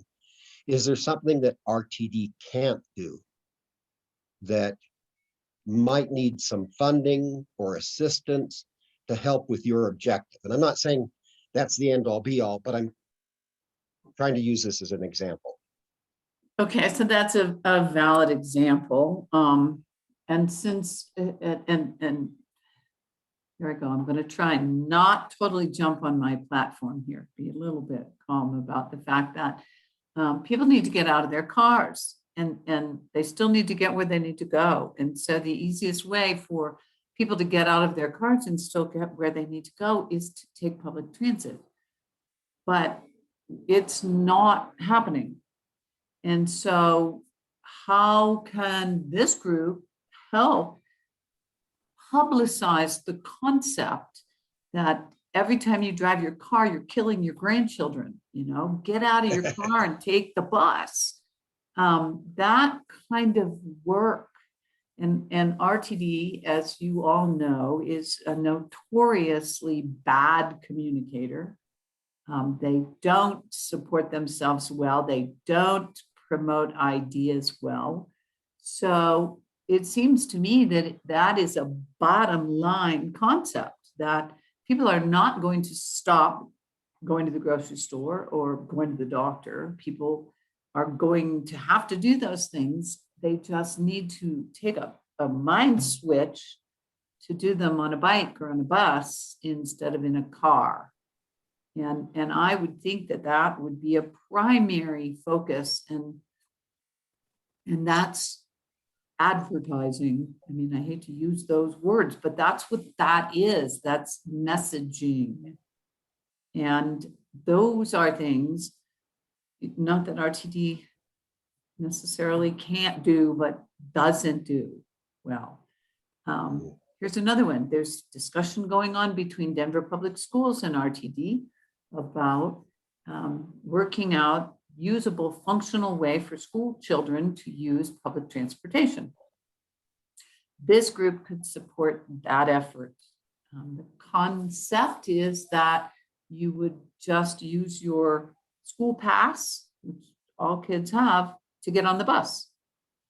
The Denver Public Schools would pay a fixed amount and that program would happen. So those are things that those are already things that are started that this group could support financially in terms of putting weight behind the idea, putting publicity behind the idea. So that's why I was asking if we want concepts, but we don't. We want to nail down that this is how we want to go about it, and then we'll come to those specifics.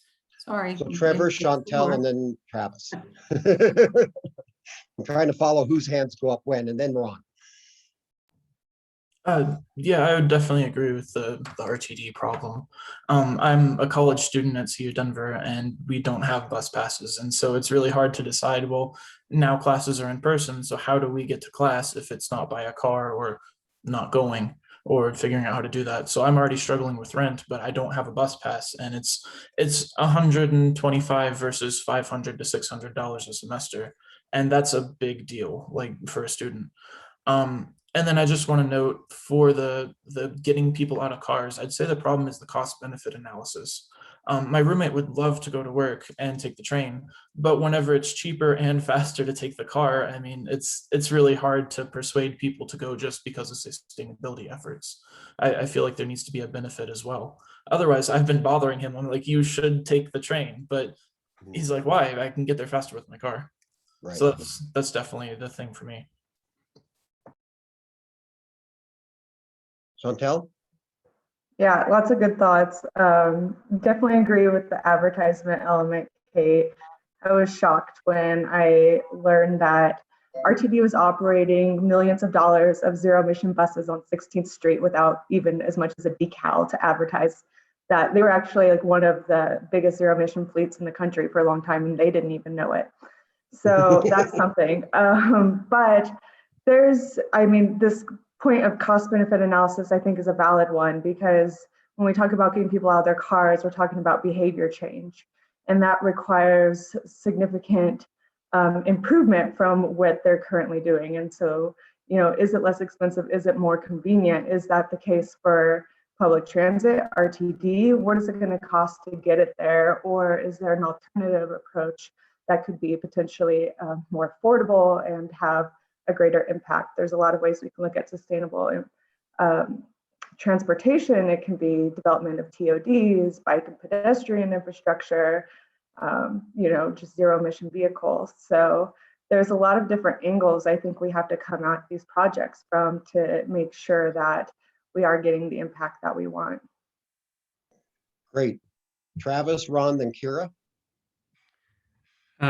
So my preference would be for our committee to focus on infrastructure and services rather than behavior change, just because I think we're more likely to get results if we're looking at how, like to Trevor's point, how do we set our city up to make it easy for people to get to where they need to go in a sustainable fashion, rather than trying to guilt people into not driving.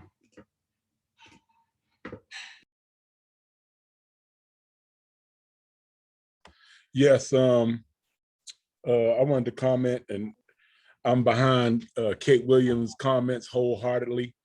I've been in a constant crusade with RTD over their communication processes.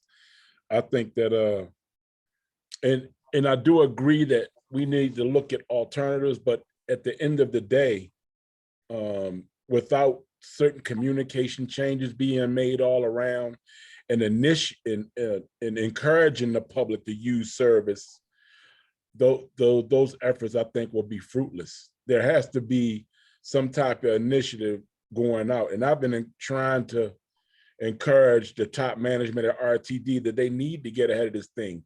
Way back last year sometime, as far as encouraging the public to use transportation in this easy fixes.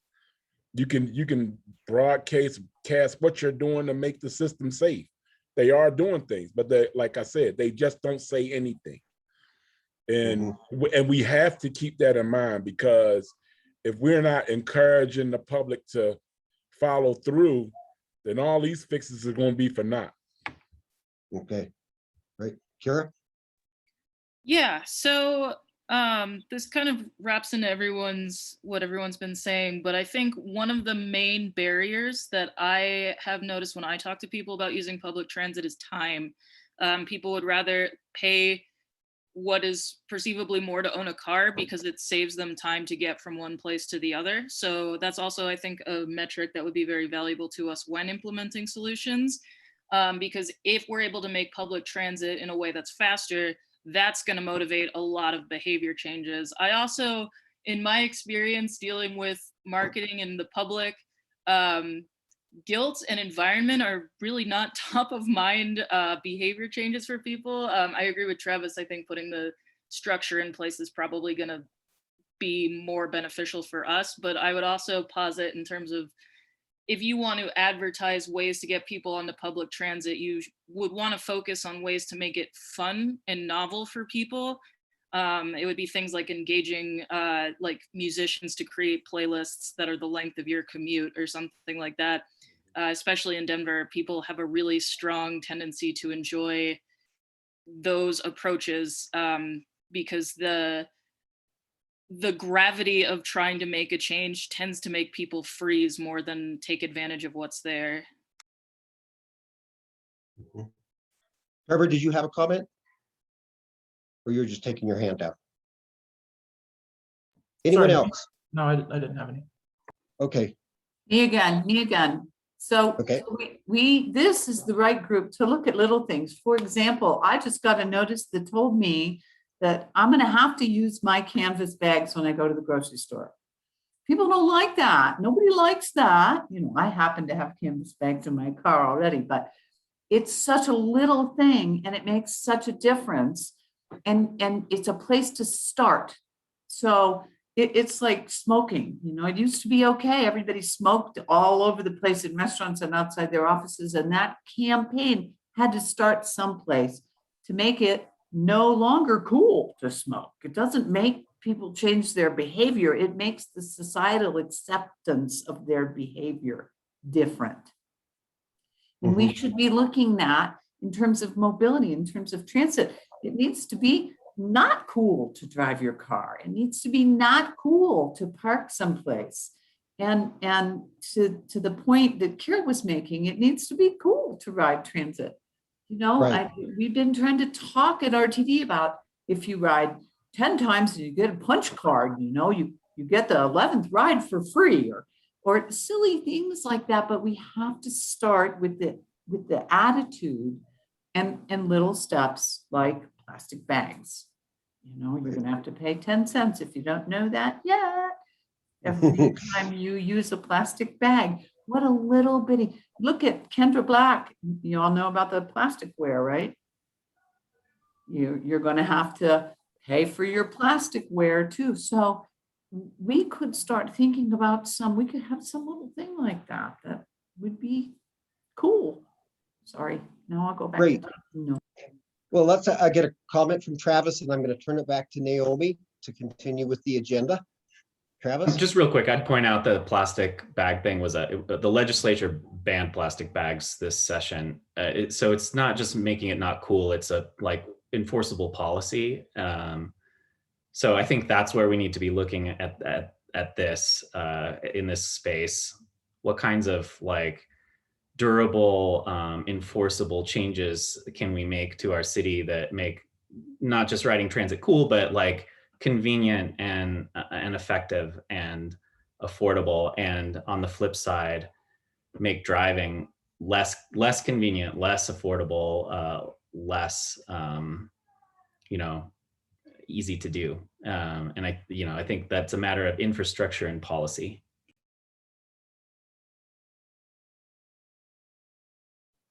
Well, Naomi, it's yours again. Oh, you're muted. Thank you, Stuart, for leading that discussion and everyone for your thoughts. And I apologize for 30 seconds and all of that. But we'll work to make between what's in the Jamboard, what's in the comments, what's in the notes, really try and frame up what the agenda meeting structure will look like going forward. And we'll share that with you all ahead of time just to make sure we've captured everything. But I think we have a good sense of how you all want to prioritize the discussions, and then prioritization. So thank you all for those perspectives. We have a couple updates. So I've actually turned over to Alana and Mike. There was a question in the comment earlier around the bond, and I think just all the different funding opportunities to come to Denver. So we'll, Mike will share what he can and what he knows thus far about that. And then Alana's going to talk to us a little bit about the public comment for the Department of Transportation and Infrastructure's 30-year transportation plans. And then we wanted to, but I don't know if we'll have time, but just start to get in everyone's head, what are those quick wins and what are the things we need to consider on the next 2 years, recognizing priorities might shift, or just the fact that, you know, there'll be a new mayor in 2023. So how do we keep that in mind as well around our timing and prioritization? And then just want to close with some announcements around some things related to this committee. And then we can get it in. Stuart's going to talk about the E-Trip rule at the state level. So Mike, I'll turn it over to you first. Yeah, I don't know, Milana might know a little bit more, but yeah, I think just Period asked about there's the American Rescue Plan funding, there's Go Bond funding, couple different potential streams and potentially even infrastructure, federal bill down the road. I just wanted to, we are as a city still going through a process for the American Rescue Plan funding. You know, the city got, I think it's $300 million for that. And so we're still going through an internal process with the budget office and figuring out different projects, proposing. I know, like in kind of capital projects, you know, I've looked at, we've done some proposals for more EV charging stations on my side, more solar installations at city facilities. That's kind of on my office side. I don't know, there's a lot of projects that I know that a lot of Department of Transportation Infrastructure has put in the hopper, but the decisions have not been made on those projects yet. So we don't have, I think, clarity on what's going to get funded out of that pot of money. I do know there's kind of some ongoing public outreach pieces, both especially with the potential Go Bond funding, which I think would be up to $400 million of additional funding. I think that we've been doing public outreach and continue to do public outreach on identifying priorities for that funding. So I can try to see if I can track down links to future opportunities to give input or what those opportunities are right now. But that's kind of what I know. I don't know if Alana, you know anything more. No, I think like Mike said, there's still decisions being made on what to fund. And the other thing I'll add is that there will likely be a focus on workforce development. So thinking about strategies that can help employ people into like career pathway jobs. But there's not like a list of projects yet.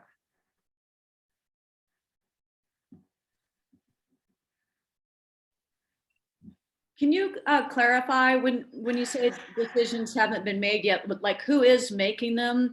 Is it city council, mayor, both of them? Is there, like, I think in the last Better Bond initiative, there was a council or a group that advised the city when they prioritize projects. Like how are those decisions being made?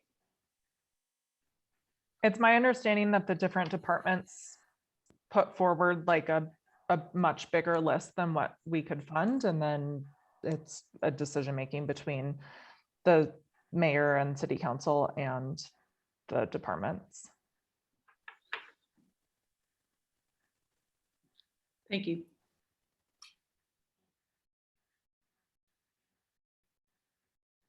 Any other questions? I guess, yeah, I know there's a lot of irons in the fire, but just, I guess, keep us all posted on what those processes look like and if there is a space for what the community engagements piece looks like, because I think we all, with our different constituencies, can share that and make sure people are part of that, and then figure out if there's anything that makes sense for our group to propose, which I don't know. I'd love to figure out how we can be involved in that, and it might be just with regard to our respective communities that we are part of and for some represent. So yeah, I think as from sitting out here, it's just not a very transparent process. You know, I see headlines and CPR email or it's hard to know. And there are some great public outreach Zoom calls that you can have your voice heard, but it's hard to know. what's happening to the early language about building back better and intersectionality, and we can pull out of this trauma to our community by doing all of these things and carefully thought through programs that hit equity and hit climate and hit jobs. And I'm just not hearing anything about that from where I'm sitting.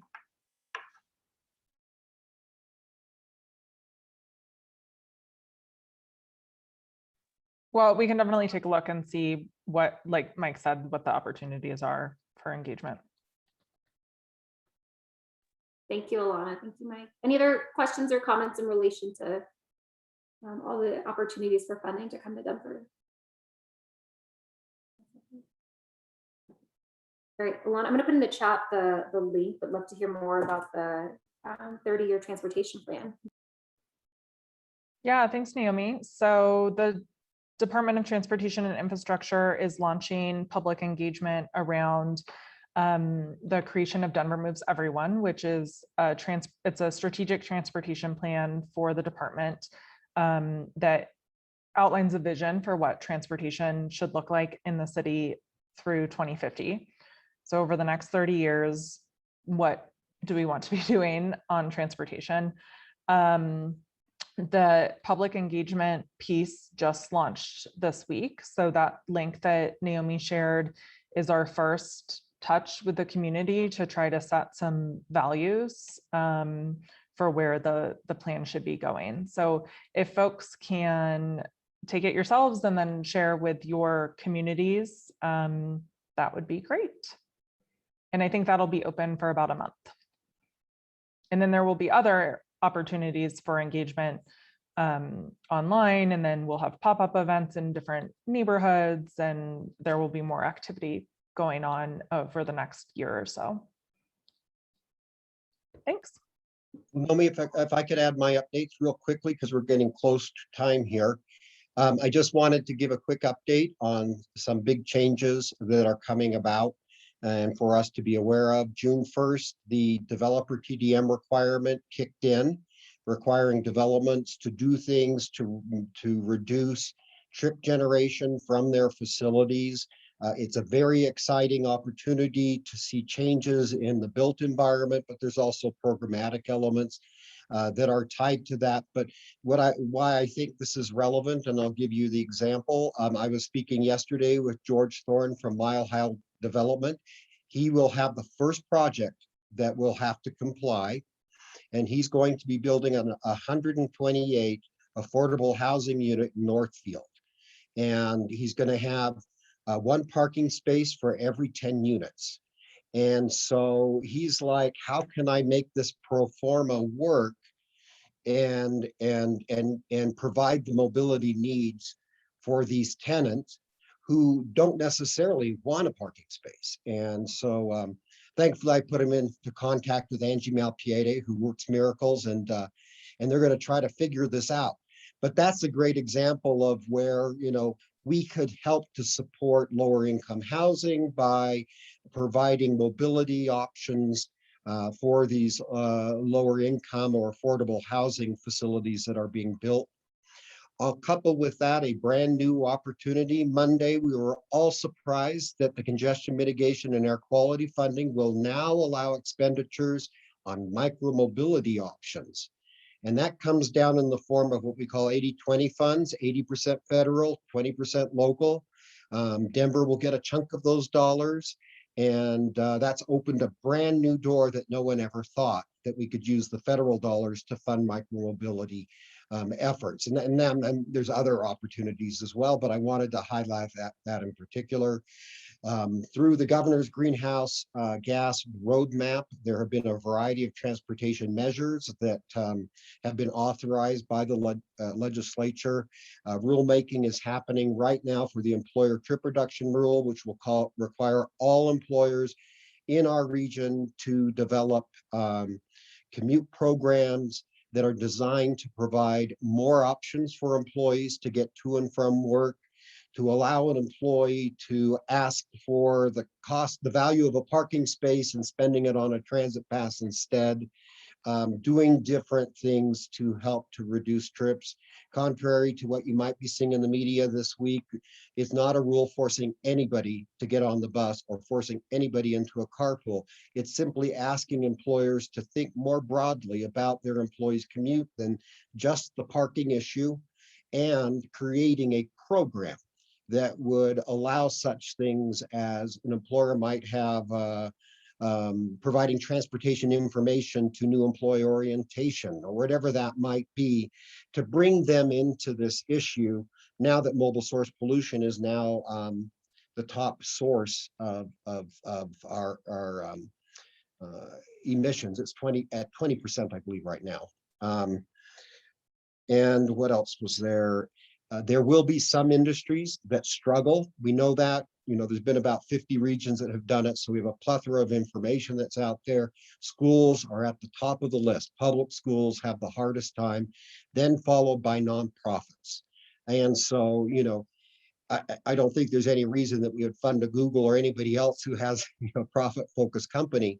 But in order to make this rule work, based on other experience, you know, our dollars could be well spent on helping the schools and providing some dollars for incentives and different things that are there. So these are just some current events that I thought we should all be aware of and we should track. And my hope is, since we have 5 minutes left, that between now and our next meeting, and I might be jumping into Naomi's part, but can you all please review the full list of strategies that were recommended previously? We didn't get to go through that today, but next time, I hope that what we can bring back to you, and Naomi, correct me if I get any of this wrong, I tend to be a person who prefers to enter into a conversation with a proposal versus an empty slate. And so my hope is that between Naomi and Mike and I and Alana, that we can sit down and provide with your feedback from today, a framework that you can respond to, and in next meeting, start to identify short-term and long-term measures that we feel will be appropriate. And I picked up a few themes in our conversation. Travis, thank you for mentioning the idea of, you know, looking at the built environment and how we can facilitate that happening versus the education element and behavior change. You know, certainly I can see just from the discussion, we're all striving for a balance in how to do that, but that's a core element for us to discuss. So there's a few other themes I've made notes of, and we will try to digest that. And please come to your next meeting with your sleeves rolled up, your pencil in hand, if anybody uses pencils anymore. And let's see if we can come out of next meeting with at least one short-term and one long-term to focus on. Any comments on that? Well, back to you, Naomi. I've left you 3 minutes. Oh my gosh. Yes, I will. I'm going to put some thought. There's so much to the recommendations, but so much of what you all have highlighted around things that are important are embedded in there, or at least have a starting point around either policy programs or research. So maybe you can figure out a way to like call some of that out or just prioritize, read these sections and whatnot. So I'll think on that a little bit, but definitely we'll try and present to Stuart's point, just don't read everything, but here's the key things to read and come to be prepared to discuss at our next meeting. Naomi, Trevor had a question I just wanted to respond to because it's a very good question. What is long-term? What is short-term? Well, part of it relates to us having 2-year terms. So if we want to see something happen, you know, short-term is probably within the next 2 years. But I think as we look at different strategies, we will get into a discussion about things like I've given examples. Congestion pricing is fairly abstract. That's going to require a lot of discussion. Episodic approaches to ozone in July is definitely short-term. But again, we will all dialogue about short-term, long-term, and may add midterm and other things within this. But right now, that's kind of the framework. Yes, and the way that the report is structured is there is phases. So the first phase is 2020 to 2022. So we could even look at that as what that by the end of 2022, maybe that's the short-term, long-term being, you know, to 2025, 2030. So I'll kind of outline some of that too in our follow-up. Okay, couple last things. The second Sustainability Advisory Council meeting as a whole is July 12th from 5 to 7. So we want to share that with you all to save the date for those that want to join. As soon as we have Zoom information, we'll definitely share that with this group.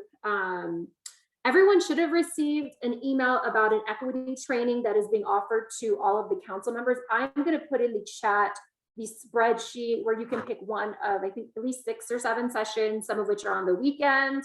Definitely encourage you all. I've seen a couple of our committee members already sign up, but if you all have capacity to join, I think that would be really great, especially to the comment around what does equity mean to us. That might help us in centering around those equity considerations beyond all the different resources that have been shared.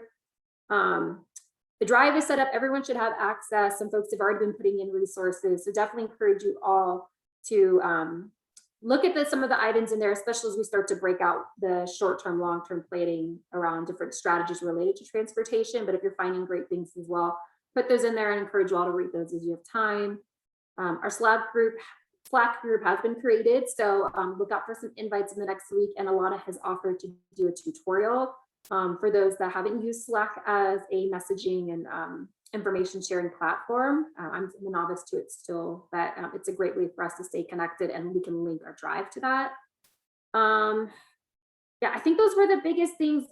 Thank you all, such great discussion. We'll work to kind of capture all the key things around the agenda, format, resources everyone needs early and ahead of the next meeting, so we have time to review and have a really good actionable discussion next time. But thank you all. I take away so much from you all. And if there's any feedback, feel free to send it to me and Stuart. Definitely welcome that as we continue to design our meeting structure and how we'll all work together. So Mike or Alana, do you have anything else before we wrap? No, just thank you for everyone for your engagement, and I look forward to continuing discussion between now and our next meeting. Yeah, and that'll be definitely what the Slack is for. So, all right. Thanks, everyone. Thank you all. Thanks, y'all. Bye. Bye. Have a good weekend.